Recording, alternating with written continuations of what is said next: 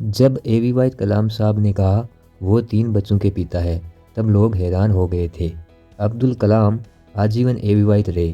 दरअसल एक बार राष्ट्रपति भवन में वो बहुत सारे बच्चों के साथ बैठे थे।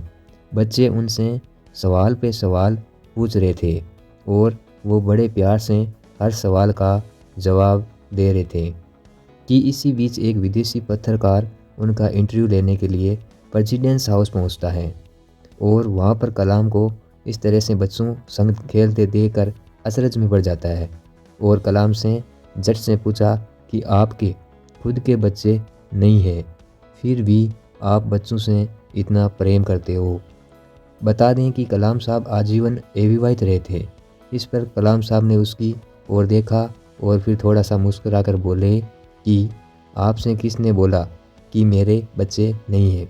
इस पर रिपोर्टर बोला कि मुझे तो यही पता था कि आपकी शादी नहीं हुई है। इस पर कलाम साहब बोले, ठीक है मेरी शादी नहीं हुई है, लेकिन मैं 3 बच्चों का पिता हूँ। इतना सुनकर रिपोर्टर एकदम से चकरा गया। उसकी हालत देखकर कलाम बहुत तेज हंसे और बोले कि जी हाँ, मेरे 3 बेटे हैं जिनका मैं जनक हूँ और तीनों बेटों के नाम हैं पृथ्वी, अग्नि, ब्रह्मोस। जिसे सुनकर रिपोर्टर की बोलती बंद हो गई। दरअसल ये तीनों मिसाइलें हैं जिनके जनक कलाम ही है। इसके बाद कलाम ने कहा, प्रेम की कोई परिभाषा नहीं होती। बच्चों से प्रेम करने के लिए किसी को पिता बनने की ज़रूरत नहीं है।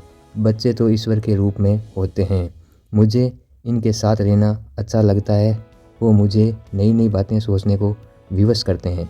बच्चों से मुझे ऊर्जा मिलती है। तो ऐसे थे कलाम।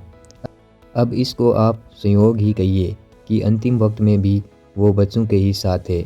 मालूम हो कि उनका 27 जुलाई 2015 को शिलोंग में निधन हो गया था। वे IIM में लेक्चर देने गए थे। इसी दौरान उनको दिल का दौरा पड़ा और वे पंचतत्व में लीन हो गए। तो दोस्तों, आज की इन्फॉर्मेशन कैसी लगी कमेंट करके बताइए।